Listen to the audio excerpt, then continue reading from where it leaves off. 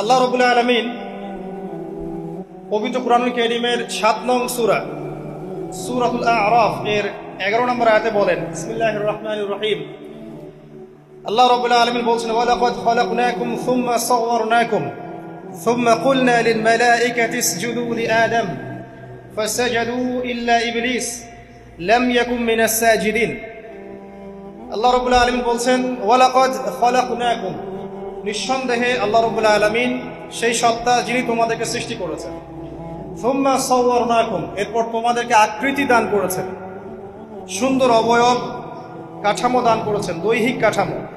সুম্মা কুলনা লিল মালাইকাতি ইসজুদু লিআদম, এরপরে আল্লাহ রাব্বুল আলামিন সমস্ত ফেরেশতাদেরকে বলেছেন যে তোমরা আদমকে সিজদা করো। আর সূরা বাকারার মধ্যে আছে, আল্লাহ পাক সৃষ্টি করার পরে আদম আলাইহিস সালামকে নাম শিক্ষা দিয়েছেন, অর্থাৎ জ্ঞান শিক্ষা দিয়েছেন, এবং এমন জ্ঞান শিক্ষা দিয়েছেন যেই জ্ঞান ফেরেশতারাও জানতেন না। আল্লাহ পাক ফেরেশতাদেরকে বলেছিলেন যে তোমরা এই নামগুলো বলে দাও দেখি, যদি তোমরা সত্যবাদী হয়ে থাকো। ফেরেশতারা এই নামগুলো বলতে পারেননি। তারা বলেছিলেন, লা ইলমা লানা ইল্লা মা আল্লামতানা, আপনি আমাদেরকে যা শিখিয়েছেন এর বাইরে আমাদের কোনো জ্ঞান নেই। এরপর আল্লাহ পাক আদম আলাইহিস সালামকে বলেছেন, আদম তুমি নামগুলো বলে দাও দেখি। এরপর আদম আলাইহিস সালাম সুন্দর করে সব নামগুলো বলে দিয়েছেন, কারণ আল্লাহ পাক তাকে সেই জ্ঞান শিক্ষা দিয়েছিলেন। এরপরে আল্লাহ রাব্বুল আলামিন ফেরেশতাদেরকে বলেছেন, তোমরা আদমকে এখন সিজদা করো, কারণ জ্ঞানের মানদণ্ডে আদম তোমাদের চেয়ে শ্রেষ্ঠ। সুবহানাল্লাহ। আর আমরা সেই আদম সন্তান, যদিও বা পৃথিবীতে আসার পরে আমরা আমাদের পরিচয়টা ভুলে গেছি। সেই আদম সন্তান, যে আদমকে আল্লাহ রাব্বুল আলামিন ফেরেশতাদেরকে দিয়ে সম্মানিত করলেন, সিজদা করালেন, সেই আদম সন্তান এখন আল্লাহর জমিনে শিরক করে, নবী সাল্লাল্লাহু আলাইহি ওয়াসাল্লামের সুন্নতের অনুসরণ করতে চায় না, নবীদের আদর্শ মানতে চায় না, কোরআন এবং সুন্নাহ মেনে জীবন করতে চায় না। সেই আদম সন্তান এখন জেনা করে, ব্যভিচার করে, মাদকদ্রব্য পান করে, সমকামী।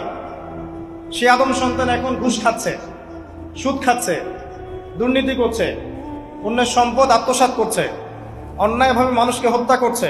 এমন কোনো গুনাহ নাই যে সেই আদম সন্তান করছে না। কোন আদম সন্তান? যার পিতাকে আল্লাহ রাব্বুল আলামিন কি করলেন? ফেরেশতাদেরকে দিয়ে সেজদা করালেন। তাহলে চিন্তা করেন যে আমরা আমাদের পরিচয়টা কি পরিমাণ হারিয়ে ফেলেছি। আমরা তো চেতনার কথা বলি না, শেকড়ের কথা বলি না, আমরা সংস্কৃতির কথা বলি না। এই কথাগুলো আমরা বলি। আমাদের সত্যিকারের চেতনা হচ্ছে ইসলামিক চেতনা। সত্যিকারের শেকড় হচ্ছে এই শেকড় যে আমরা আদম আলাইহিস সালামের সন্তান, যে আদমকে আল্লাহ রাব্বুল আলামিন ফেরেশতাদেরকে দিয়ে সেজদা করিয়েছেন জ্ঞানের কারণে। আজকে সেই আদম সন্তান দেখবেন জ্ঞান অর্জন করতে চায় না, দিনের জ্ঞান অর্জন করতে চায় না, দুনিয়ার জ্ঞান অর্জন করতে চায়, দিনের জ্ঞান অর্জন করতে চায় না। যে জ্ঞান তাকে পরকালে নাজাতের ওসিলা করবে, সেই কোরআনটুকু তিলাওয়াতও করতে চায় না, তিলাওয়াত করা শিখতেও চায় না, আগ্রহই নাই। তাহলে আমরা কি পরিমাণে আমাদের শেকড়টা ভুলে গেছি, চেতনা হারিয়ে ফেলেছি, আমাদের মূল সংস্কৃতি থেকে দূরে সরে আসছি। একটু চিন্তা করেন। সামনে যাই। আল্লাহ রাব্বুল আলামিন বলছেন, এরপর সুন্দর আকৃতি দিয়ে আদমকে আমি ফেরেশতাদেরকে দিয়ে সেজদা করালাম। ফাসাজাদু, সবাই সেজদা করলো, প্রত্যেকটা ফেরেশতাই কি করলো? সেজদা করলো। ইল্লা ইবলিস, কে সেজদা করলো না? ইবলিস। ইবলিস সেজদা করলো না। ইবলিস কে ছিল? সে কিন্তু কোনো ফেরেশতা ছিল না। সে ছিল একজন জিন। কানা মিনাল জিন্নি, সূরা কাহফে আল্লাহ পাক বলেছেন কানা মিনাল জিন্নি, সে জিনদের একজন ছিল। ঠিক আছে? সে আল্লাহ রাব্বুল আলামিনের এত বেশি ইবাদত করেছিল যে আল্লাহ রাব্বুল আলামিন তাকে এক পর্যায়ে ফেরেশতাদের উপরে একটা দায়িত্বশীল বানিয়ে দিয়েছিলেন। ঠিক আছে? তো কিন্তু তার মনের ভিতরে একটা কিবর বা অহংকার ছিল, যে অহংকারের কারণে সে কিন্তু আল্লাহ পাকের এই নির্দেশটা পালন করলো না, লঙ্ঘন করলো। আমরা সামনে যাই। লাম ইয়াকুম মিনাস সাজিদিন, আল্লাহ পাক বলছেন সে সিজদাকারীদের অন্তর্ভুক্ত ছিল না। কে? ইবলিস। আচ্ছা, ক্বালা, আল্লাহ পাক এবার বলছেন, মা মানাআকা আল্লা তাসজুদা ইয আমারতুক, আল্লাহ পাক বলছেন, হে ইবলিস, কিসে তোমাকে নিষেধ করলো, কে তোমাকে বারণ করলো আদমকে সেজদা করতে, যাকে আমি সেজদা করার আদেশ করেছি? কি জন্য করলে না? সোজা কথায়, তুমি কি জন্য সেজদা করলে না আদমকে? মা মানে আঁকা, তোমাকে কে বারণ করলো? এবার ইবলিস তার দলিল পেশ করছে। সে বলছে যে ক্বালা আনা খায়রুম মিন, সে বলল আমি আদমের চাইতে উত্তম। আসসালাতু খায়রুম মিনান নাওম, এটা জানেন না? ঘুমের চেয়ে নামাজ উত্তম। ঠিক এইভাবেই সে ইবলিস বলছে কি আনা খায়রুম মিন, আমি তার চেয়ে উত্তম। কি কারণে উত্তম? খালাকতানি মিন নার ওয়া খালাকতাহু মিন তিন, হে আল্লাহ আপনি আমাকে সৃষ্টি করেছেন আগুন দিয়ে, জিনদেরকে কি দিয়ে সৃষ্টি করা হয়েছে? আগুন দিয়ে। ফেরেশতাদেরকে কি দিয়ে? নূর দিয়ে। তাহলে এখানে প্রমাণ হলো যে ইবলিস কিন্তু ফেরেশতা নয়। আমাকে সৃষ্টি করেছেন আগুন দিয়ে, ওয়া খালাকতাহু মিন তিন, এবং আদমকে সৃষ্টি করেছেন তিন মানে কাদামাটি দিয়ে। তার মানে আগুন কাদামাটির চেয়ে সুপিরিয়র, বেশি মর্যাদা সম্পন্ন, ওর মানে কে আছে আর কি। এই কারণে সে সিজদা করলো না। এবার আল্লাহ রাব্বুল আলামিন বলছেন ক্বালা ফাহবিত মিনহা, ইবলিস এখান থেকে নেমে যাও। এটা কোন জায়গা? একদম মহাকাশের উপরে না, নাকি পৃথিবীতে? এটা 7 আসমানের উপরের ঘটনা। ইতিহাস শুরু হয়েছে মহাবিশ্বে।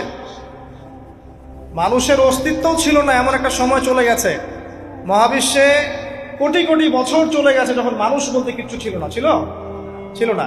অনেক পরে মানুষকে সৃষ্টি করা হয়েছে। তো এখন দুনিয়াতে মানুষের চলাচল দেখলে মনে হয় মহাবিশ্বে সে একাই আছে, আর কেউ নাই, তাই না?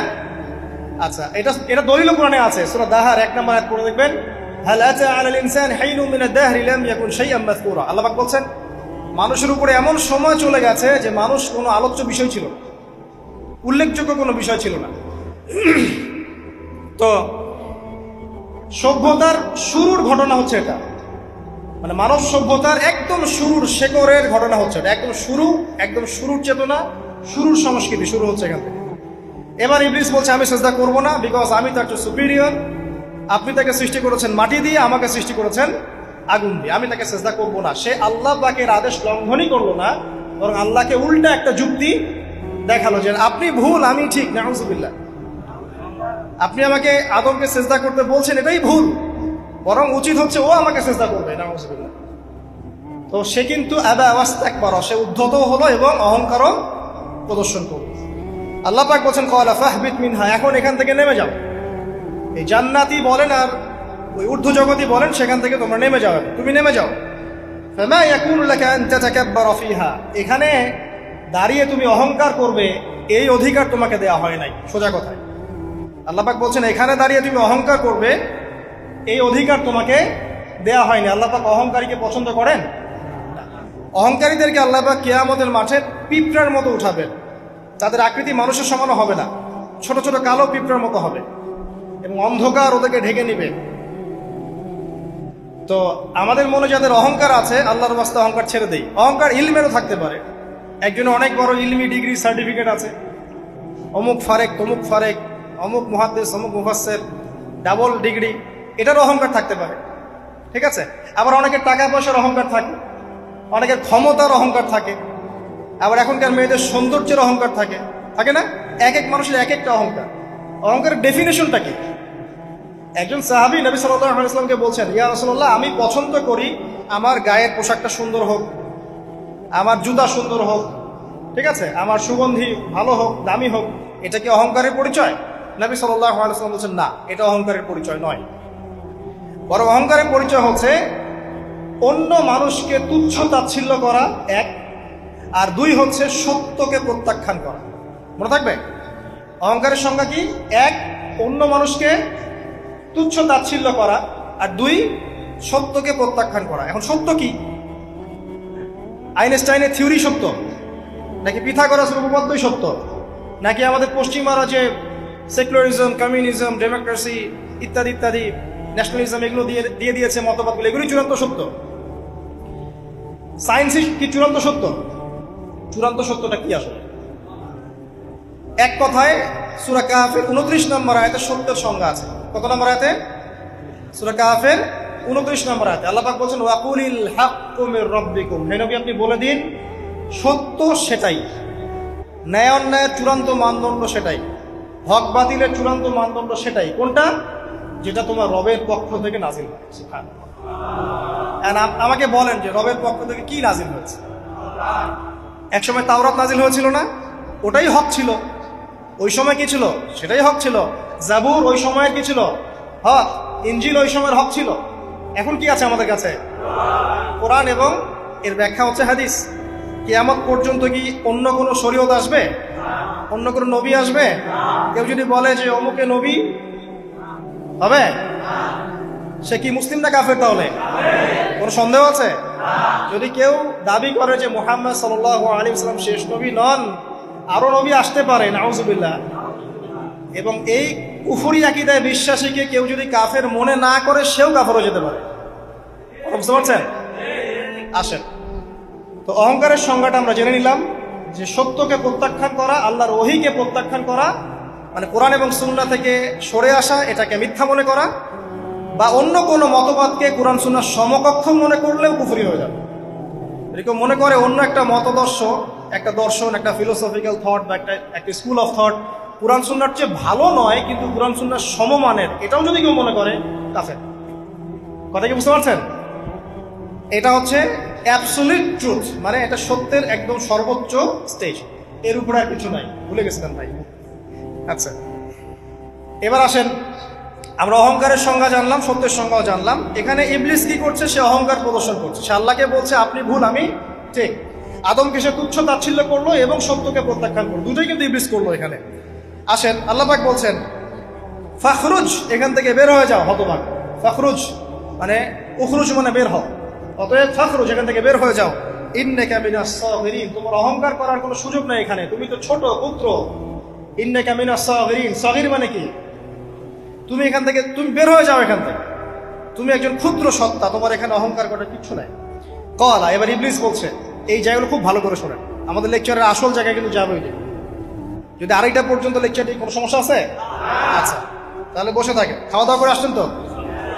আচ্ছা, কলা, এবার ইবলিস বলছে আনজিরনি, শোনেন, ইবলিস বলছে আনজিরনি, হে আল্লাহ আমাকে অবকাশ দিন।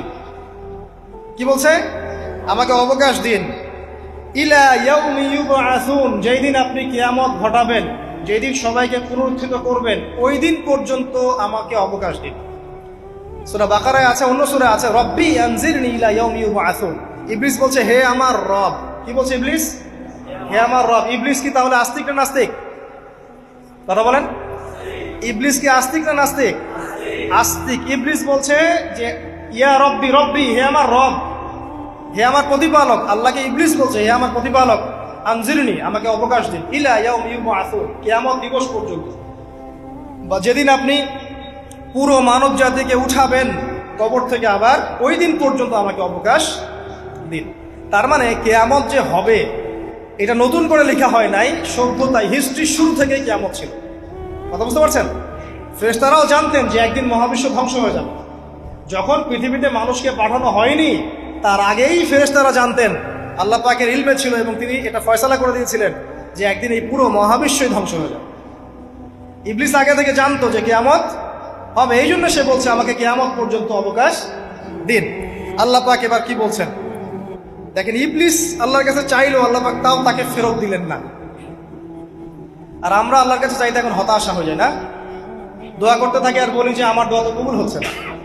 আর ইবলিস একটা জিনিস চাইলো, আল্লাহ পাক বললেন ক্বালা ইন্নাকা মিনাল মুনজারিন, যাও তুমি অবকাশ প্রাপ্তদের একজন, তোমাকে অবকাশ দেয়া হলো। এক কথায় তোমার দোয়া কবুল করা হয়েছে, তোমার অবকাশ তোমাকে দেয়া হলো, কারণ আল্লাহ পাক এটা পরীক্ষা করবেন ইবলিসকে দিয়ে, মানব জাতিকে। ক্বালা, এবার ইবলিসের চ্যালেঞ্জ শোনেন, এটাই আমাদের আজকের লেকচারের মূল পয়েন্ট। এই জায়গা থেকে ইবলিস চ্যালেঞ্জ করছে। কি চ্যালেঞ্জ করছে? ফাবিমা আগওয়াইতানি, হে আল্লাহ আপনি যে কারণে আমাকে বিচ্যুত করলেন, আমি আমার যে কৃতকর্মের কারণে আপনার রহমত থেকে বঞ্চিত হয়ে গেলাম, ঠিক আছে, লাআকুদান্না লাহুম সিরাতাকাল মুস্তাকিম, আমি সেই আদমের এবং আদমের সন্তানের সরল পথে ওত পেতে বসে থাকব। কথাটা ভালো করে বোঝেন। ইবলিস চ্যালেঞ্জ করলো কাকে? আল্লাহকে। যে কারণে আল্লাহ আপনি আমাকে বহিষ্কার করলেন, এখন আমি কি করব? আমি এই আদম সন্তানের সরল পথে, আপনাকে পাওয়ার এই পথের আনাচে কানাচে আমি ওত পেতে বসে থাকব। কি জন্য বসে থাকব? যাতে করে আমি আদম সন্তানকে বিচ্যুত করতে পারি। শুধু তাই নয়, সে আরো বলছে সুম্মা লাআতিয়ান্নাহুম, আমি শুধু বসেই থাকবো না, আমি আদম সন্তানের কাছে আসব। মিন বাইনি আইদিহিম, তার সামন থেকে আসব। ওয়া মিন খালফিহিম, আদম সন্তানের পিছন থেকে আসব। ওয়া আন আইমানিহিম, তার ডান দিক থেকে আসব। ওয়া আন শামাইলিহিম, তার বাম দিক থেকে আসব। ওয়ালা তাজিদু আকসারাহুম শাকিরিন, আল্লাহ পাক আপনি তাদের বেশিরভাগকেই শুকরগুজার পাবেন না। কথা কি ক্লিয়ার না? কোনো সমস্যা? ইবলিস কি চ্যালেঞ্জ করলো? আমি শুধু বসেই থাকবো না, ডান দিক থেকে আসব, বাম দিক থেকে আসব, সামন থেকে আসব, পিছন থেকে আসব। আমি আদম সন্তানকে পথভ্রষ্ট করেই ছাড়বো, আপনি আদম সন্তানের বেশিরভাগকে পথভ্রষ্ট পাবেন। ইবলিসের কথা কি বাস্তব প্রতিফলন দেখা যায় এখন সমাজে? বেশিরভাগ মানুষ নামাজ পড়ে না পড়ে না? বেশিরভাগ মানুষ সুদ খায় না খায় না? বেশিরভাগ যুব সমাজ জেনা করতেছে না করতেছে না? বেশিরভাগ লোক মাদক খাচ্ছে না খাচ্ছে না? পৃথিবীর কোনো জায়গায় আল্লাহর বিধান আছে কি নাই? দুই একটা জায়গায় আছে আইওয়াশ, শোডাউন। বেশিরভাগ নারী পর্দায় চলে না চলে না? বেশিরভাগ মানুষ রোজা রাখে না রাখে না? বেশিরভাগ মানুষ যাকাত দেয় কি দেয় না? তাহলে ইবলিস যে বললো আপনি বেশিরভাগকেই শুকরগুজার পাবেন না, বেশিরভাগ মানুষ পরকালের স্বার্থে কাজ করে না দুনিয়ার স্বার্থে কাজ করে? কতজন মানুষ আল্লাহ পাকের দ্বীনটাকে প্রচার প্রসার প্রতিষ্ঠার কথা বলে বা কুরআন সুন্নাহর কথাগুলো মেনে চলে? কতজন মানুষ? বেশিরভাগ লোক মেনে চলে। তাহলে ইবলিস কি সফল না ব্যর্থ? ইবলিসের চ্যালেঞ্জ কি সফল না ব্যর্থ? ইবলিসের কথা সে কিন্তু অক্ষরে অক্ষরে পালন করেছে। আর এই ইবলিসকে আল্লাহ পাক কেন পৃথিবীতে নিয়েছেন?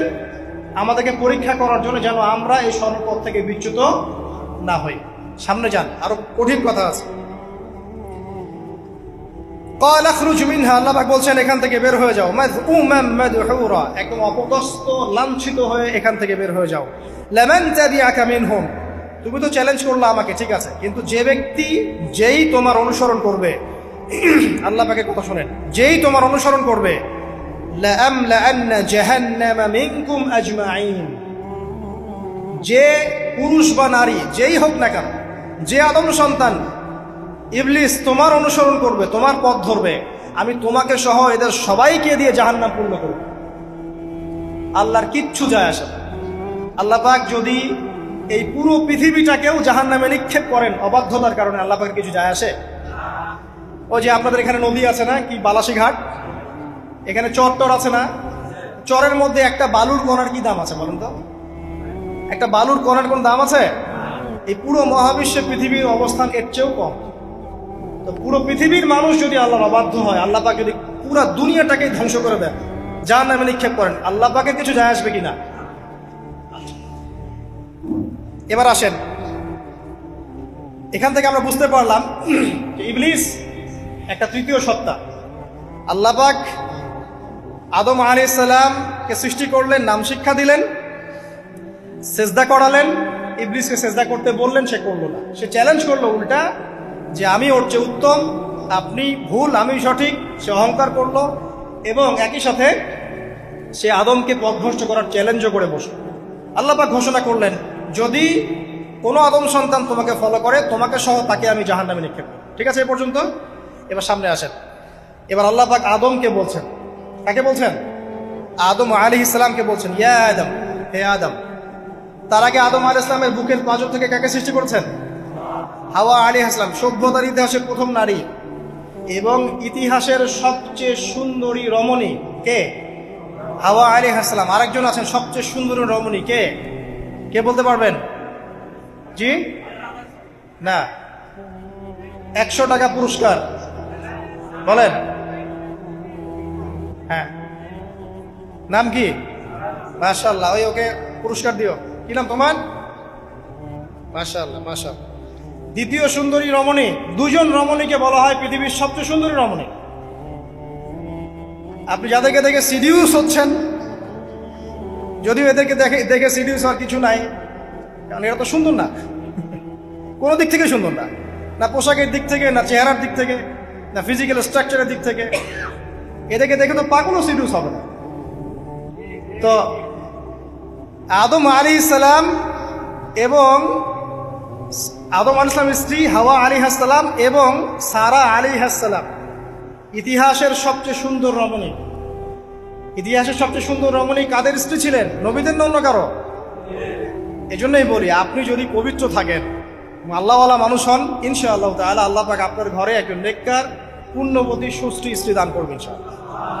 আপনি যদি এইসব অশ্লীলতার গোলক ধাঁধায় পড়ে নিজের ঈমান হারিয়ে ফেলেন, চরিত্র হারিয়ে ফেলেন, সম্ভাবনা খুবই কম যে আপনি একজন দিনদার মেয়ে পাবেন।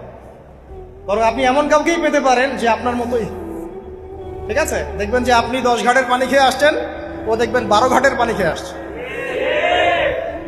আল্লাহ পাক আমাদের যুব সমাজকে হেফাজত করুন, আমিন। আল্লাহ পাক এবার আদম আলাইহিস সালামকে বলছেন, ইয়া আদম, হে আদম, উসকুন আনতা ওয়া যাওজুকাল জান্নাহ।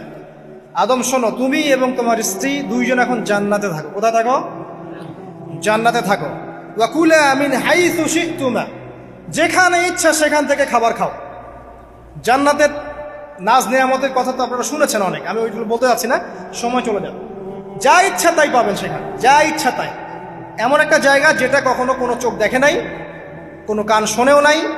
চোখ না দেখলেও, কান না শুনলেও মানুষ মনে মনে অনেক কিছু কল্পনা করে না, এটা কল্পনাও করার সুযোগ নাই। এত উন্নত মানের একটা জায়গা। তোমরা দুজন এখানে থাকো, জান্নাতের যে কোনো জায়গায় যাও, খাওয়া দাওয়া করো, কোনো সমস্যা নেই। কিন্তু ওয়ালা তাকরাবা হাদিহিশ শাজারা, মানে কি, এই যে গাছটা আছে এই গাছের কাছে যেও না। একটা শর্ত খালি দিলাম, গাছের কাছে যেও না। গাছের নাম কি এগুলো আমাদের আলোচনার বিষয় না। বিষয়টা হচ্ছে আল্লাহ পাকের আদেশটা কি। গাছটা আম গাছ হতে পারে, জাম গাছ হতে পারে, কদু গাছ হতে পারে, যে কোনো গাছ হতে পারে। এটা নিয়ে আমাদের কোনো মাথা ব্যথা নাই। মাথা ব্যথা হচ্ছে আল্লাহ পাকের আদেশ, এই গাছের কাছে যেও না, বাস যেও। আচ্ছা, ফাতাকুনা মিনাজ জালিমিন, যদি চলে যাও তোমরা দুজন এখানে, তাহলে তোমরা দুজন কিন্তু জালেম হয়ে যাবে। আল্লাহ পাকের হুকুম অবাধ্য করলে মানুষ কি হয়ে যায়? জালেম হয়। এই জন্য আমরা দোয়ায় বলি, আল্লাহুম্মা ইন্নী যালামতু নাফসি, বলি না? হে আল্লাহ, আমি আমার নফসের উপর জুলুম করেছি। রব্বানা যালামনা আনফুসানা, বলি না? আল্লাহ, আমরা আমাদের উপর জুলুম করেছি। তো আমরা যখন পাপ করি মানে আমরা জুলুম করে ফেলেছি। তো তোমরা দুজন এই গাছের কাছে যেও না, যদি যাও তাহলে জুলুম করে ফেলবে এবং জালেম হয়ে যাবে। এবার ইবলিস তো আর বসে নাই, সে তো চ্যালেঞ্জ করেছে, করে নাই? আচ্ছা, এবার ইবলিস কি করছে? ফাওয়াসওয়াসা লাহুমা শাইতান, এবং ইবলিস এবার এদের দুজনকে ওয়াসওয়াসা প্রদান করতে শুরু করলো। ইবলিস কি করলো? ওয়াসওয়াসা প্রদান করতে শুরু করলো। ওয়াসওয়াসাটা এমন ছিল যে, হাল আদুল্লুকা আলা শাজারাতিল খুলদি ওয়া মুলকিন লা ইয়াবলা। ইবলিস এসে আদম এবং হাওয়া আলাইহিস সালাম তাদেরকে উস্কে দিতে লাগলো যে, আমি কি তোমাদেরকে এমন কোনো গাছের কথা বলবো যেই গাছের ফল খেলে তোমরা চিরস্থায়ী হয়ে যাবে, কখনো মরবে না, এবং এমন রাজত্ব পাবে যে রাজত্বের কোনো ক্ষয় নাই। ইবলিসের টোপটা কি দেখলেন? চিরস্থায়িত্বের টোপ এবং কিসের টোপ? রাজত্বের টোপ। এটা সূরা তহার মধ্যে আছে। অন্য সূরায় আছে যে, আমি কি বলে দিব এমন গাছের কথা যেই গাছের ফল খেলে তোমরা ফেরেশতা হয়ে যাবে, কখনো মরবে না। তাহলে চিরস্থায়িত্বের টোপ এবং এই যে কিসের? রাজত্বের এই যে টোপ, এই দুইটা হচ্ছে মানুষকে আল্লাহর পথ থেকে ডিসিভ করার একটা মানদণ্ড। কথা বুঝতে পারছেন? এই পৃথিবীতে যত মানুষ পথভ্রষ্ট হয়ে গেছে জন্য হয়েছে অনেকেই, আর অনেকে চিরস্থায়িত্বের জন্য হয়েছে। ফেরাউন নমরুদ চিরস্থায়িত্বের লোভে পড়ে পথভ্রষ্ট হয়নি? আর ওই সময় থেকে শুরু করে এখনকার বিশ্বে যারা ক্ষমতাধর, এরা কি ক্ষমতার দাপটে পথভ্রষ্ট হচ্ছে না? এই দুটো হচ্ছে মানুষকে পথভ্রষ্ট করার মাধ্যম। ইবলিস খুব ভালো করেই জানতো।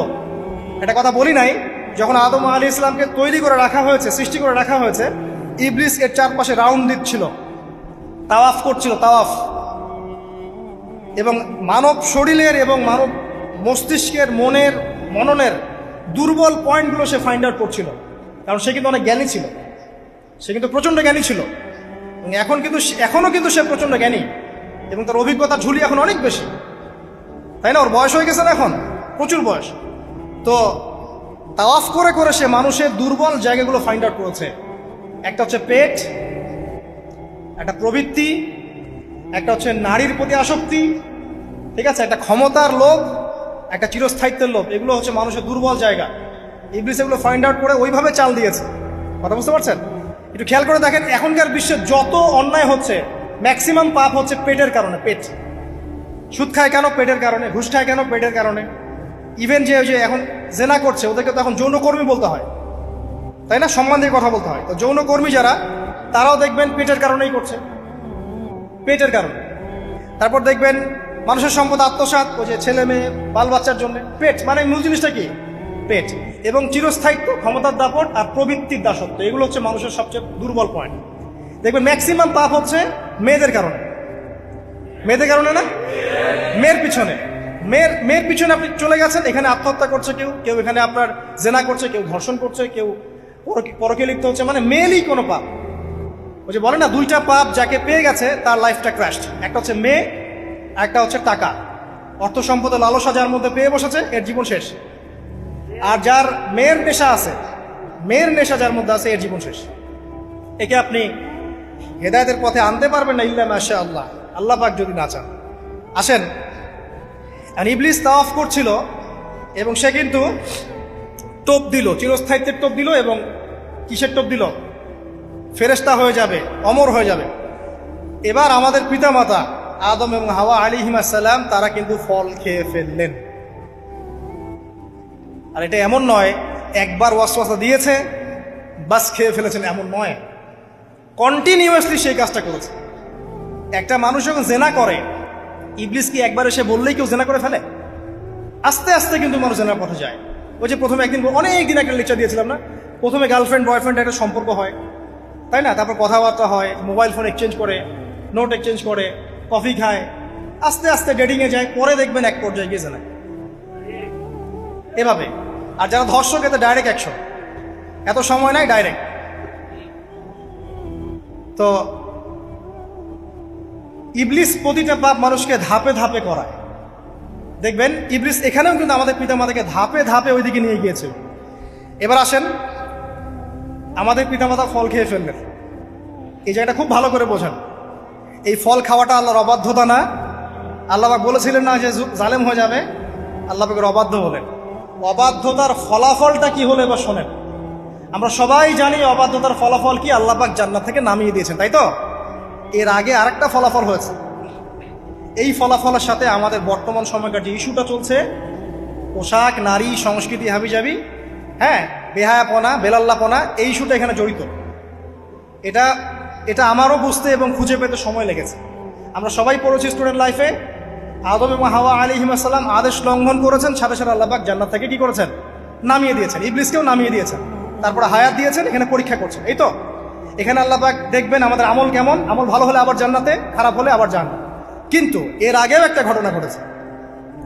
যে মুহূর্তে আমাদের পিতামাতা ফল খেয়েছেন গাছের কাছে গিয়েছেন, আল্লাহ পাকের আদেশটা লঙ্ঘন করেছেন, সাথে সাথে তাদের গায়ের পোশাকটা খুলে পড়ে গেছে। আমি বুঝাতে পারি নাই। পুরো মহাবিশ্বের প্রথম লজ্জা, প্রথম অপমান, প্রথম শাস্তি, ঠিক আছে, আল্লাহর অবাধ্যতার প্রথম পরিণাম লজ্জাহীনভাবে গা থেকে কাপড় খসে পড়ে যাওয়া, ন্যাংটা হয়ে যাওয়া, ন্যাংটা। বাংলা ভাষায় বুঝতে পারছেন? প্রথম শাস্তি, প্রথম অবাধ্যতা এবং প্রথম অবাধ্যতার পরিণতি পুরো মহাবিশ্বে সভ্যতার শুরু থেকে শেষ পর্যন্ত প্রথম অ্যাক্সিডেন্ট, বা এই যে আমরা বলছি পরিণতি, পাপের পরিণতি, অবাধ্যতার পরিণতি, সেটা হলো গা থেকে কাপড় খুলে যাওয়া। এই কথা আল্লাহ পাক বলছেন এখানে, লিইউবদি লাহুমা মা উরিয়া আনহুমা মিন সাওআতিহিমা।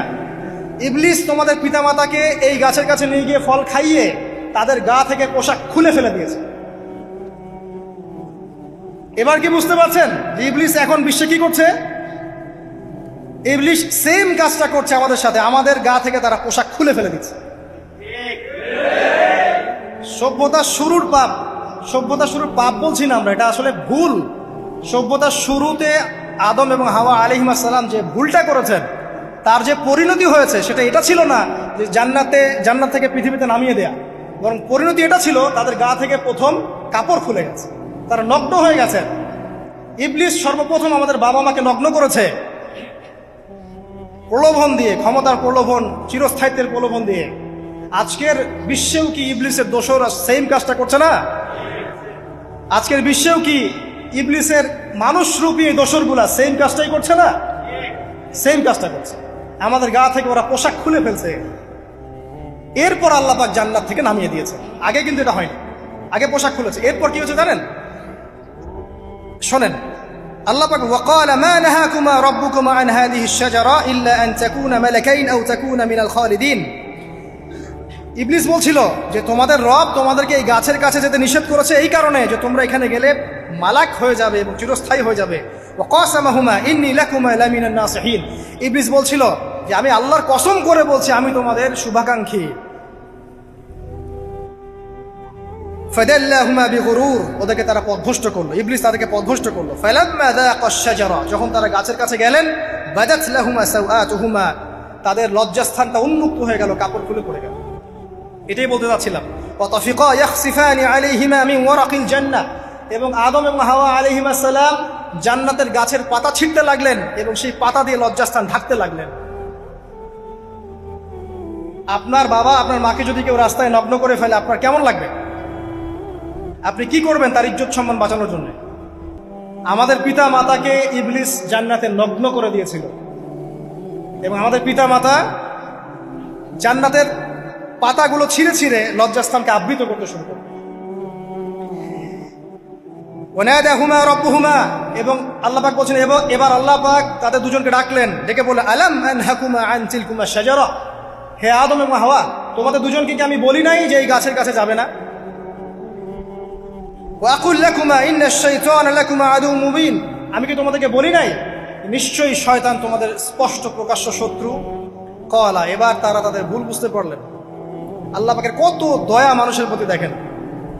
ইবলিসও আল্লাহর অবাধ্য ছিল, আল্লাহ পাক তাকে বহিষ্কার করে কাফের বানিয়ে দিয়েছেন, চিরস্থায়ী লানত করেছেন। আমাদের পিতা মাতাও ভুল করেছেন, বাট আল্লাহ পাক তাদেরকে চিরস্থায়ী জাহান্নামী করেন নাই। আল্লাহ পাক তাদেরকে দয়া পরবশ হয়ে ক্ষমা করে দিয়েছে। শুধু তাই নয়, আল্লাহ পাক এত মহব্বত করেন আদম সন্তানকে যে তওবা করার যে কালিমাটা, সেই কালিমাটাও আল্লাহ পাক আদম এবং হাওয়াকে শিখিয়ে দিয়েছেন। সুবহানাল্লাহ, কোন কালিমা দিয়ে তওবা করবো, কি পড়বো, এটাও তারা বুঝতে পারছিলেন না। আল্লাহ পাক তখন শিখিয়ে দিয়েছেন। ক্বালা, তারা বলল, রব্বানা, হে আমাদের প্রতিপালক, যালামনা আনফুসানা, আমরা আমাদের উপর জুলুম করেছি নফসের উপরে, ওয়া ইল্লাম তাগফির লানা ওয়া তারহামনা লানাকুনান্না মিনাল খাসিরিন। এই দোয়াটা করলেন আমাদের পিতামাতা, আল্লাহ পাক মাফ করে দিলেন। কিন্তু মাফ করার পরে আর জান্নাতে থাকা হলো? এই পৃথিবীতে নামিয়ে দেওয়া। পৃথিবীতে নামিয়ে দেওয়ার পরে একটা হায়াত দেওয়া হলো, কারো 50, 60, 70, 100, 200, 500, 1000 ইত্যাদি, এবং আল্লাহর পক্ষ থেকে ঐশী গ্রন্থ পাঠানো হলো, কখনো তাওরাত, কখনো জাবুর, কখনো ইনজিল ইত্যাদি, কখনো কোরআন। শর্ত দেয়া হলো যারা আল্লাহ পাকের এই ঐশী গ্রন্থগুলো মেনে চলবে তারা ইনশাআল্লাহ আবার মৃত্যুর পর সেই জান্নাতে ফিরে যাবে যেখান থেকে তারা বহিষ্কৃত হয়েছে। আর যে বা যারাই আল্লাহ পাকের এই আয়াত, নিদর্শন এবং ঐশী গ্রন্থগুলোকে অস্বীকার করবে, এটাকে মিথ্যা প্রতিপন্ন করবে, আল্লাহ পাক এদের সবাইকে দিয়ে জাহান্নাম পূর্ণ করবে ইনশাআল্লাহ। আল্লাহ পাক এটাও বলেছেন যে আল্লাহ পাক ওয়ালাকাদ যারানা লিজাহান্নামা কাসীরাম মিনাল জিন্নি ওয়াল ইনস, আল্লাহ পাক বহু মানুষ আর জিনকে দিয়ে জাহান্নাম পূর্ণ করবেন।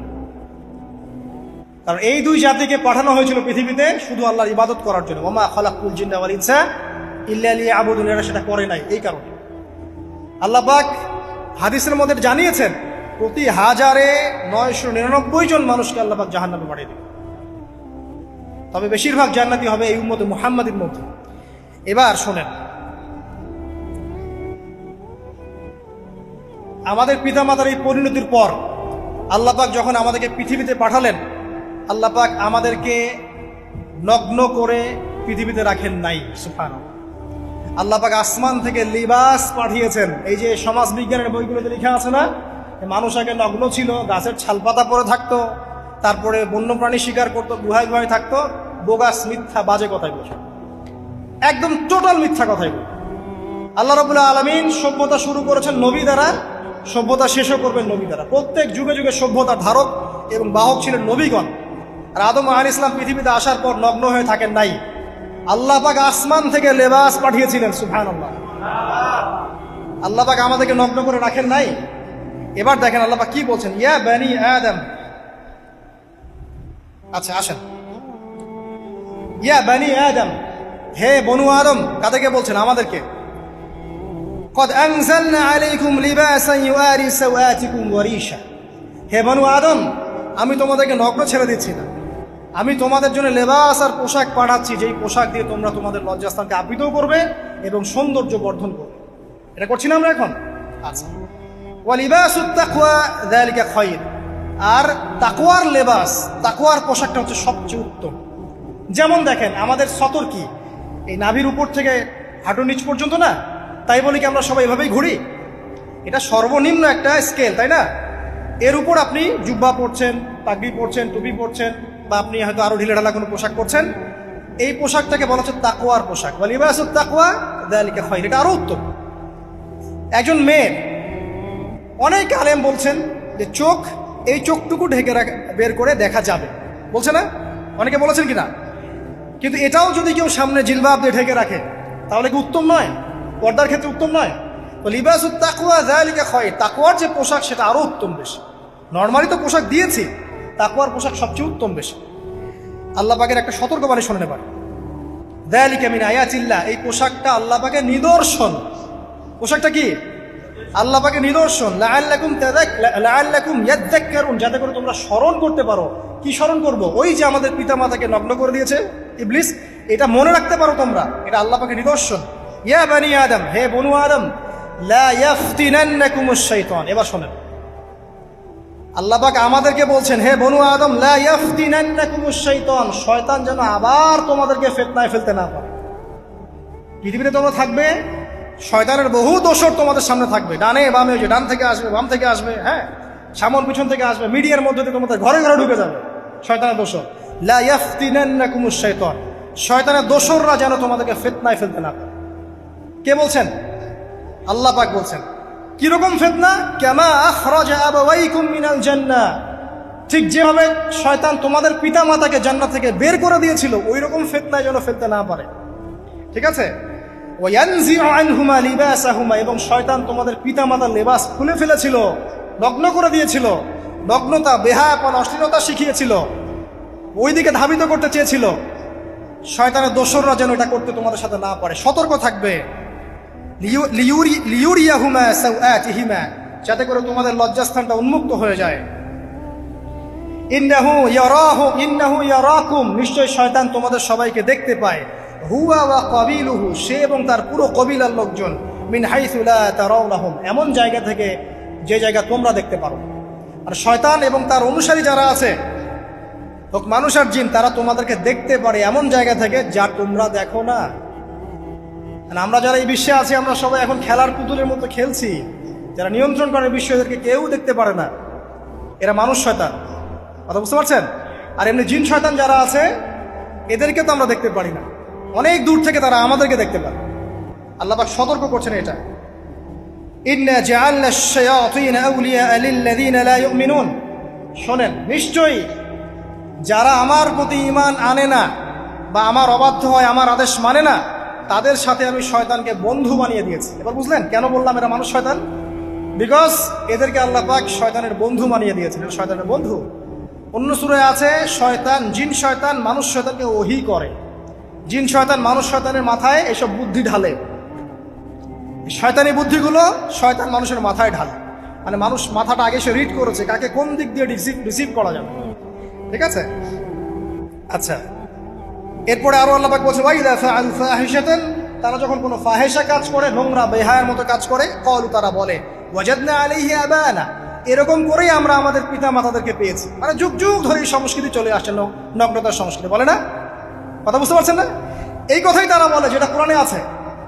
আল্লাহ পাক বলছেন, ক্বালু ওয়াজাদনা আলাইহি আবানা, তারা বলে আমাদের পিতৃপুরুষদেরকে আমরা 1000 বছর থেকে দেখেছি এইভাবেই ড্রেস আপ করতে, এমনি ব্লাউজ ছাড়া শাড়ি পরতে দেখেছি, এমনি দেখেছি পেট বের করে চলতে, এমনি দেখেছি এই শর্ট কামিজ পরে চলতে, নগ্ন হয়ে চলতে। এখন তো বিকিনি সংস্কৃতি আসে, এবং এটা মুভমেন্ট চলছে, মানে মানুষের দেহ থেকে কাপড় খুলে ফেলার মুভমেন্ট, আন্দোলন শুরু হচ্ছে।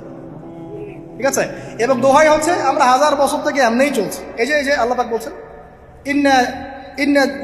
ক্বালু ওয়াজাদনা আলাইহি আবানা, আমরা এর উপরে আমাদের পিতা মাতাদেরকে পেয়েছি।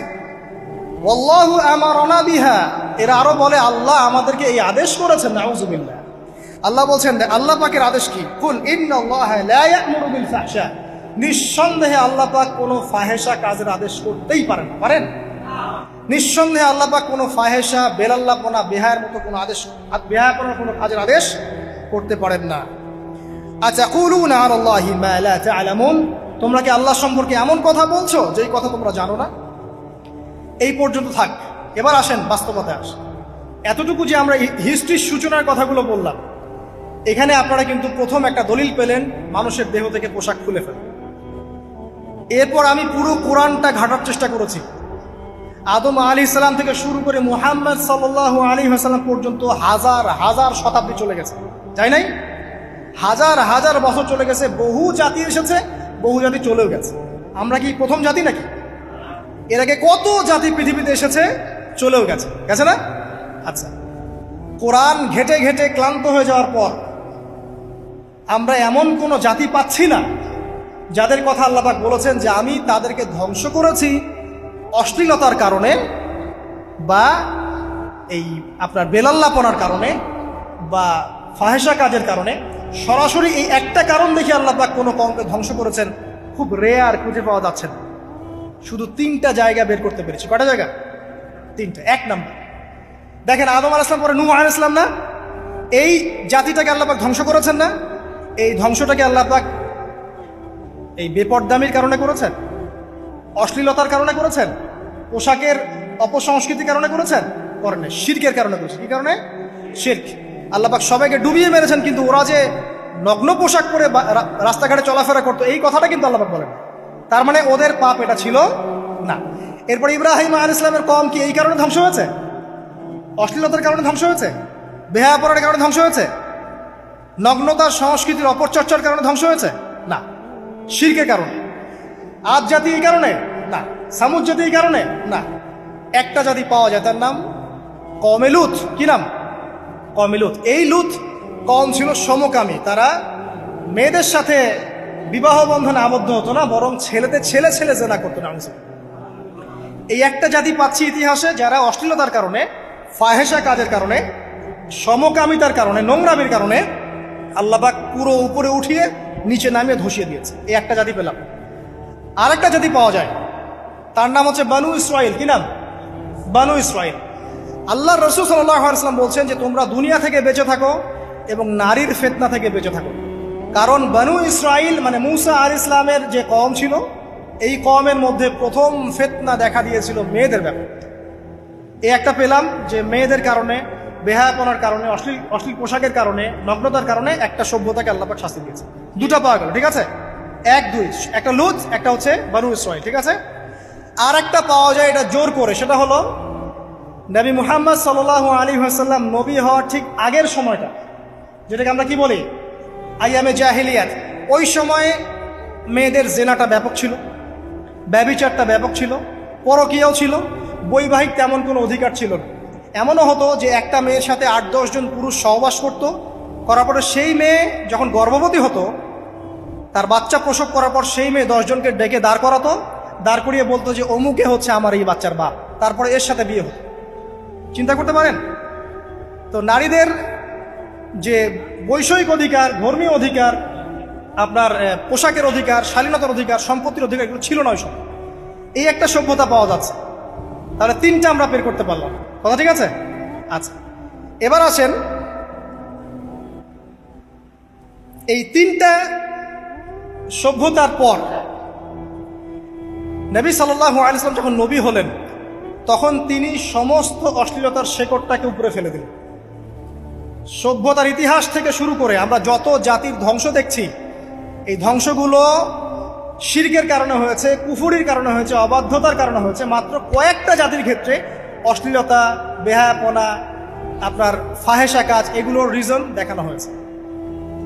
তো এ থেকে একটা বিষয় প্রমাণ করা যায়, এই কথাটা ভালো করে বোঝেন। এ থেকে একটা বিষয় প্রমাণ করা যায় যে যত সভ্যতা ধ্বংস হয়ে গেছে, ওই সভ্যতার মানুষরা আর যাই করুক না কেন, তাদের পোশাক আশাক ঠিকঠাক ছিল। কথা বুঝতে পারছেন না? যত সভ্যতা ধ্বংস হয়ে গেছে, আদ, সামুদ, নূহ, ফেরাউন, ঠিক আছে, যত সভ্যতা ধ্বংস হয়ে গেছে, তাদের আর যত পাপী থাক, হয়তো কেউ অহংকারী ছিল, কেউ কুফরি করেছে, কেউ শিরিক করেছে, হ্যাঁ, কেউ সন্তানদেরকে হত্যা করেছে, কেউ মানুষ হত্যা করেছে, কেউ জুলুম করেছে, কেউ অহংকার করেছে ইত্যাদি, কিন্তু তাদের পোশাক আশাক শতাব্দীর পর শতাব্দী ঠিকঠাকই ছিল। এটা নিয়ে আল্লাহ পাক কোরআনে খুব বেশি কথা বলেন না। তার মানে বোঝা যায় যে এটা রিমার্কেবল কোনো কথা বলার বিষয় ছিল না, আল্লাহ পাক বলেন। অর্থাৎ যুগ যুগ ধরে মানুষের শালীনতার পোশাকটা ঠিকই ছিল, কারণ মানুষ জানতো যে তাদের পিতামাতাকে তাদের পিতামাতাকে ইবলিস নগ্ন করে দিয়েছিল জান্নাতে। এই কথাটা মানুষের মাথার মধ্যে ছিলই, এবং বিভিন্ন ধর্মগ্রন্থে এটার অস্তিত্ব আছে। আপনি শুধু ইসলাম না, অন্য যে কোনো ধর্মগ্রন্থ ঘাটেন, হিন্দু ধর্মগ্রন্থ ঘাটেন, সেখানে দেখবেন বলা হচ্ছে যেন মেয়েরা পর্দায় থাকে। দেখেন, পরে দেখেন, বেদের মধ্যে এটা আছে। আমি গতকালকেও স্টাডি করেছি। এবং খ্রিস্টান ধর্মগ্রন্থ পড়েন, সেখানে দেখবেন লেখা আছে, ওদের যে নিউ টেস্টামেন্টে আছে, দেখবেন যে যারা মাথার চুল দেখিয়ে বেড়ায় তাদের শাস্তির কথা বলা হয় যে চুল যেন কেটে দেয়া, ওদের ধর্মগ্রন্থে আছে। যারা জিউস, যারা পুরো বিশ্বে মুসলিমদেরকে অত্যাচার করে থাকে, এদের ধর্মগ্রন্থেও পর্যন্ত আছে যে যখন ইসহাক আসছিলেন, একজন নারী জিজ্ঞাসা করলেন কে আসছেন, তার ভৃত্য বললেন যে আমার প্রভু আসছেন। তখন তিনি নেমে নিজে একটা ঢিলাঢালা পোশাক করলেন, তারপর সামনে গেলেন। শুধুমাত্র ইসলাম ধর্মে নয়, যত ধর্ম চলে গেছে পৃথিবীতে, সমস্ত ধর্মের মধ্যেই নারীদের শালীন পোশাকের কথাটা বর্ণিত আছে এখন পর্যন্ত। তার মানে যারা এখন অশালীন বিষয়ের দিকে মানুষকে ধাবিত করতে চায়, এদের আসলে কোনো ধর্ম নাই। ধর্মের সাথে এদের কোনো সম্পর্ক আসলে না। আর আমরা কিন্তু কথা বলছি ধর্মের বেসিসে, হোক সেটা হিন্দুইজম বা খ্রিস্টানিজম বা জিউডিজম বা ইসলাম, আমরা ধর্মের বেইজে কথা বলছি। এখন যদি কেউ বলে ধর্মতাত্ত্বিক কথাবার্তা দিয়ে এসবে দলিল দিবেন না, তাহলে তার সাথে একটা ডিবেট হবে আল্লাহ আছেন কি নাই। যদি আমরা ডিবেটে জয়লাভ করি হ্যাঁ আল্লাহ বলে একজন আছেন, তাহলে আল্লাহ পাকের বিধান কোনটা, এখন চলমান সর্বশেষ বিধান কোনটা, এটাতে আসতে হবে ডিবেট। ডিবেট 1 আল্লাহ আছে কি নাই, ডিবেট 2 আল্লাহ পাকের সর্বশেষ ধর্মগ্রন্থ কোনটা।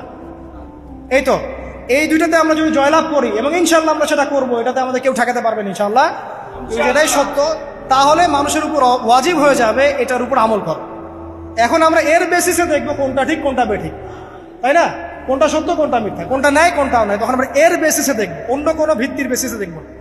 এখানে চেতনা, যুগ যুগ ধরে চলে আসা সংস্কৃতি, আমাদের বাপদাদা দোহাই, এইসব ইস্যু টানা যাবে না। বেস হবে কি কোরআন এবং সুন্নাহ, এবং অন্যান্য ধর্মগ্রন্থগুলো যদি ওটাতে রাজি থাকে ওটাতেও, কারণ প্রত্যেকটা ধর্মগ্রন্থেই বলা আছে শালীনতার কথা, লম্বা ঢিলাঢালা পোশাকের কথা, হোক সেটা হিন্দুইজম বা খ্রিস্টানিজম বা জিউডিজম। পরে দেখেন, না থাকলে আমার কাছে আসেন, প্রতিটা ধর্মগ্রন্থে এটা কথা লেখা আছে। এবার আসেন, সর্বশেষ নবী মুহাম্মদ সাল্লাল্লাহু আলাইহি ওয়াসাল্লাম যখন নবী হন, আরবের ওই চিত্রটা, জেনা, ব্যভিচার, পরকীয়া, অশ্লীলতা, এটাকে সমূলে উপড়ে ফেলে দেন 23 বছরের মধ্যে। 23 বছরের নববী জীবনের পরে সেখানে কোনো জেনা আছে, কোনো বেপরদামি আছে, কোনো ব্যভিচার আছে, কোনো সুদ আছে, কোনো শিরক আছে, কোনো মাদক আছে, যেগুলো আছে খুবই অল্প, যেটা আছে সেটা কি খুবই অল্প, এটা কিন্তু ধরা যায় না, 2-1টা অ্যাক্সিডেন্ট হতেই পারে। সাহাবীদের যুগেও নামাজ পড়তে গিয়ে কোনো একজন দেখা গেছে অ্যাক্সিডেন্ট হয়ে গেছে, জেনা হয়ে গেছে, এটা তো রেয়ার ঘটনা। এক্সেপশনাল সামথিং কি এক্সাম্পল হতে পারে? যেটা কমন সেটা হচ্ছে এক্সাম্পল। মানে আপনি বলবেন যে মেয়েদের শালীনতার কথা এবং এর কারণে ধর্ষণের সংখ্যা বৃদ্ধি হচ্ছে, এই কথা আপনি যখন বলবেন, কিছু মানুষ আপনাকে বলবে যে তাহলে বোরখাওয়ালা মেয়ে কেন ধর্ষিত হচ্ছে, তাহলে বাচ্চা কেন ধর্ষিত হচ্ছে। আপনাকে বলছি পরিসংখ্যানটা কতটুকু, কেন হচ্ছে সেটা আমরা জবাব দিব, আগে বলছি পরিসংখ্যান কতটুকু। যারা বেপর্দায় চলছে এদের হ্যারাসমেন্টের পরিসংখ্যানটা বেশি না বোরখাওয়ালা মেয়ের পরিসংখ্যানটা বেশি? বলেন, যারা বেহায়াত মতো চলছে, বেপর্দায় চলছে, এদের পরিসংখ্যানটা বেশি নাকি শিশু অ্যাবিউজিং এর পরিসংখ্যানটা বেশি? তাহলে মূল যে জায়গাটা, ওইখানে আগে ফোকাস করতে হবে, তারপরে আমরা গৌণ জায়গায় যাব। এবং এই জায়গাটাতে আমরা দলিল বা প্রমাণ হিসেবে পেশ করব মানুষের রুচিবোধের পরিবর্তন, মানসিকতার পরিবর্তন এবং পাশবিক একটা প্রবৃত্তির দাসত্ব। এটা কিভাবে হচ্ছে? এটা পর্নোগ্রাফির কারণে হচ্ছে, এটা পর্নোগ্রাফির কারণে হচ্ছে, মিডিয়ার কারণে হচ্ছে, অবাধ ফ্রি মিক্সিংয়ের কারণে হচ্ছে, যৌন সুরসুরির কারণে হচ্ছে, এবং যৌনতাকে সহজলভ্য করে দেওয়ার কারণে এই দুর্ঘটনাগুলো ঘটছে। আচ্ছা, আগে আমি আমার পয়েন্টে আসি। নবী সাল্লাল্লাহু আলাইহি ওয়াসাল্লাম যখন এটার শিকড়টা উপরে ফেলে দিলেন, তখন কিন্তু মক্কা, মদিনা, পুরো জাজিরাতুল আরবে আর কোনো বেহায়াপনার কোনো শিকড় থাকলো না। আল্লাহ পাক কিভাবে এটা করলেন? পুরো হিস্ট্রির ইতিহাস টেনে দিয়ে আল্লাহ পাক কয়েকটা আদেশ নাজিল করলেন। সেই আদেশটা কোরআন এবং সুন্নাহে আছে। আল্লাহ পাক প্রথমে ছেলেদেরকে বললেন, শোনো, সূরা নূর 30 নম্বর আয়াত, আল্লাহ পাক ছেলেদেরকে বললেন, তোমরা তোমাদের চোখ নিচু রাখো, এটা আমাদের দায়িত্ব। প্রত্যেকটা ছেলের দায়িত্ব, বেগানা মেয়েকে দেখলে চোখটা কি করবে?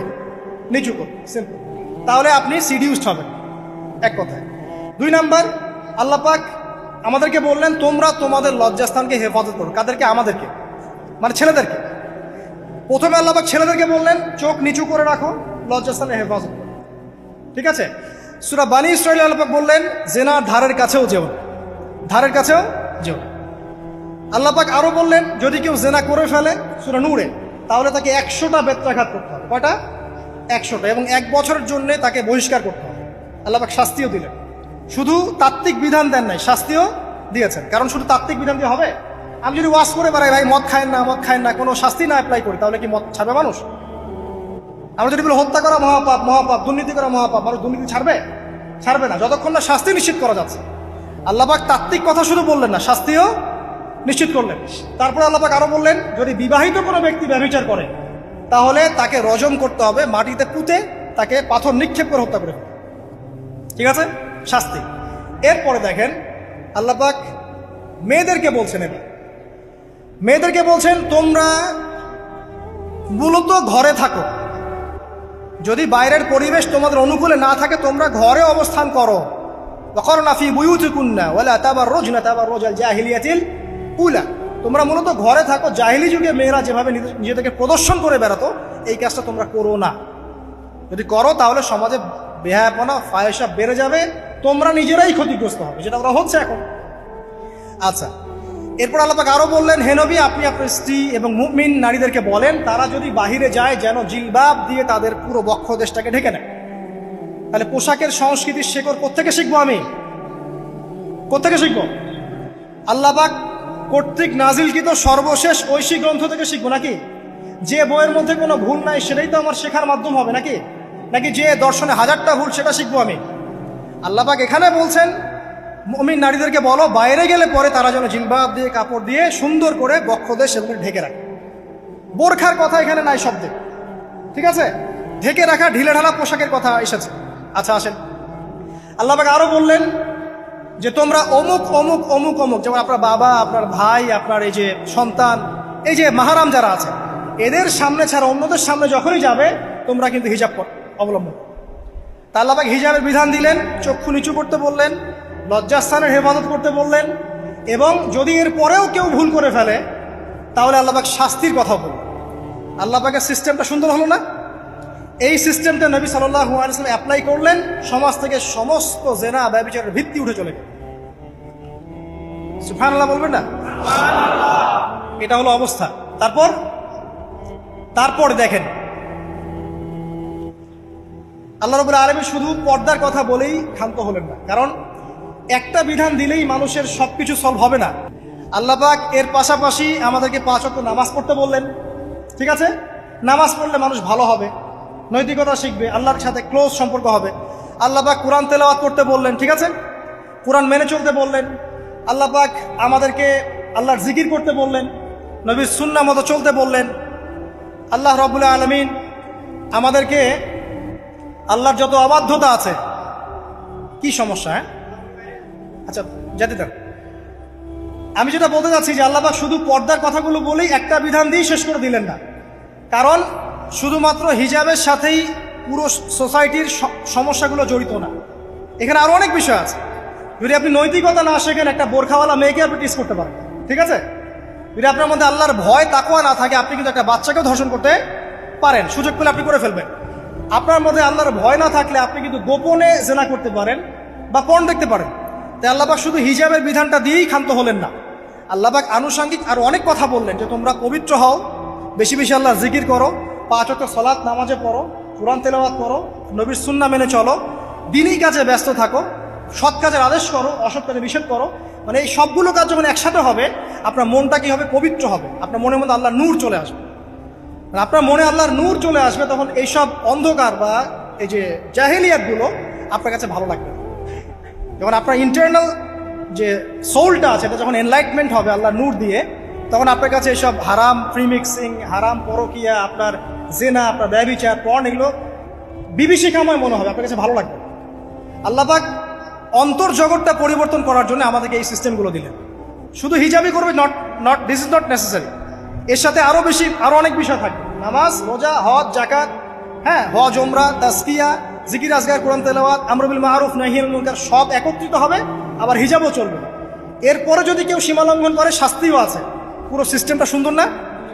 এই সিস্টেমটা যখন আল্লাহ পাক তার রাসূল মুহাম্মদ সাল্লাল্লাহু আলাইহি ওয়াসাল্লামের মাধ্যমে লঞ্চ করলেন আরবের মধ্যে, আরবে না কোনো জেনা থাকলো, না কোনো ব্যভিচার, না কোনো মাদক, না কোনো পর্ন, না কোনো এই যে নারীর অবমাননা, কিছুই থাকলো। একটা মেয়ে 300 মাইল দূর থেকে এসে একা হজ করে চলে যায়, তো কেউ তার দিকে তাকাতো না। এমন যুগ চলে গেছে। মহিলা সাহাবী রণকৌশল মানে যুদ্ধের বর্ম পরে উহুদে যুদ্ধ করেছেন, কেউ তার দিকে তাকায়নি। তাকিয়েছে? তাকায়নি। এখন ওই যুগটা আপনি দেখেন, রাসূল সাল্লাল্লাহু আলাইহি ওয়াসাল্লামের যুগ, আবু বকর সিদ্দিক, ওমর ইবনুল খাত্তাব, ওসমান আলী, এই খুলাফায়ে রাশিদার স্বর্ণ যুগটাকে আপনি দেখেন। ওই যুগে আপনি রেপের হার কত পার্সেন্ট মহিলা রেপ হয়েছে? ওই যুগে কত পার্সেন্ট মেয়ে জেনায় লিপ্ত হয়েছে? ওই যুগে কত পার্সেন্ট ছেলে মেয়ে ধর্ষণ করেছে? ওই যুগে কত পার্সেন্ট নারীর শ্লীলতাহানি হয়েছে? কত পার্সেন্ট নারীকে টিজ করা হয়েছে? কত পার্সেন্ট মেয়েকে মার্ডার করা হয়েছে? কত পার্সেন্ট মেয়েকে যৌতুকের জন্য চাপ দেওয়া হয়েছে? একটু পরিসংখ্যানটা দেখেন আমাদেরকে। সভ্যতা করতে লাফাচ্ছেন। ওই সভ্যতায় যা হয়ে গেছে, নবী সাল্লাল্লাহু আলাইহি ওয়াসাল্লাম থেকে শুরু করে খোলাফায়ে রাশিদুল যা হয়েছে, এই পার্সেন্টেজগুলোর সাথে বর্তমান পার্সেন্টেজকে মিলান, মিলবে? ওই যুগে রেয়ার জেনা 2-1টা হয়েছে। মদ খেয়েছে মানুষ রেয়ার কয়েকজন, মানুষ ব্যভিচার করেছে রেয়ারলি 2-4 জন, 100 বছরে 2-4 জন। ওই যুগে দেখবেন মানুষ পরকীয়ার নামই জানতো না, সমকামিতে কি জিনিস মানুষ জানতোই না, শর্ট পোশাক, বিকিনি সংস্কৃতি কি মানুষ জানতো না, ঠিক আছে? আনকভার ইউ, এই যে মুভমেন্ট চলছে, এগুলোর মানে কি মানুষ জানতো না। জানতো? ওই যুগে কি মুসলিমরা পিছিয়ে ছিল? জ্ঞান বলেন, বিজ্ঞান বলেন, অর্থনীতি বলেন, রাজনীতি বলেন, সমরনীতি বলেন, অস্ত্রশস্ত্র বলেন, কোন সেক্টরে কি মুসলিমরা তখন পিছিয়ে ছিল কিনা? উত্তর দেন, পিছিয়ে ছিল? ছিল না। তাহলে স্বর্ণযুগ আমরা কোনটাকে বলবো? এই বর্তমান দাজ্জালীয় সভ্যতাকে স্বর্ণযুগ বলবো, নাকি খোলাফায়ে রাশিদার এবং নবী সাল্লাল্লাহু আলাইহি ওয়াসাল্লাম রেখে যাওয়া যুগটাকে স্বর্ণযুগ বলবো? তাহলে ওই যুগ যদি স্বর্ণযুগ হয়, তাহলে ওই যুগের সুন্নাহ এ যুগে অ্যাপ্লাই করতে হবে না? তাহলে ওই যুগের সমস্যা যেমন দূর হয়েছে, এই যুগের সমস্যা দূর হবে না? এই সহজ বাংলা কথাটা বললে কি আমরা মৌলবাদী হয়ে যাব? এই সহজ বাংলা কথা বুঝতে গিয়ে কি আমি ধর্মান্ধ হয়ে যাব, ব্যাকডেটেড হয়ে যাব? এই কথাটা আমরা বলতে এখন সাহস পাই না। কি কারণ? সভ্যতার ইতিহাস ঘেটে দেখেন, ওই সভ্যতাই ছিল জ্ঞানে, শিল্পে, অস্ত্রে, প্রযুক্তিতে, অর্থনীতিতে মুসলিমরা একদম স্বর্ণশিখরে। কোনো একজন মুসলিমকে হত্যা করার কেউ সাহস করেছিল? একজন মুসলিম নারীকে ধর্ষণ করার কেউ সাহস করেছে? একজন মুসলিম শিশুকে কেউ বোম মেরে হত্যা করেছিল? আজকে বিশ্বের দিকে আপনি তাকিয়ে দেখেন, শত শত নারী ধর্ষিত হচ্ছে, শত শত বোমা মেরে আমাদের বাচ্চাদেরকে হত্যা করা হচ্ছে, মুসলিমদেরকে পুরো ডমিনেট করা হচ্ছে। আজকে রাজনৈতিক নিয়ন্ত্রণ, অর্থনৈতিক নিয়ন্ত্রণ, পলিটিক্যাল, আপনার সোশ্যাল মিডিয়া, প্রযুক্তি যা যা আছে সব নিয়ন্ত্রণ পশ্চিমাদের হাতে, সমস্ত নিয়ন্ত্রণ করে হাতে। এই যে পালাবদল হলো সময়ে, এটা কেন হলো? বিকজ 1 নাম্বার ইস্যু হচ্ছে আমরা কোরআন এবং সুন্নাহ থেকে দূরে সরে আসছি। 2 নাম্বার, আমরা শয়তানের সেই ধোকায় পড়ে গেছে, যে ধোকা থেকে আমরা বেরোতে পারিনি, আল্লাহ পাক সতর্ক থাকতে বলেছিলেন। 3 নাম্বার, আমরা ইলম চর্চা ছেড়ে দিয়েছি। 4 নাম্বার, হক কথা বলাও ছেড়ে দিয়েছে। 5 নাম্বার, সৎ কাজের আদেশ, অসৎ কাজের নিষেধ ঠিকঠাক মতো হচ্ছে না। 6 নাম্বার, দেখেন আমরা জানি যারা আমল ঠিক মতো করছি না।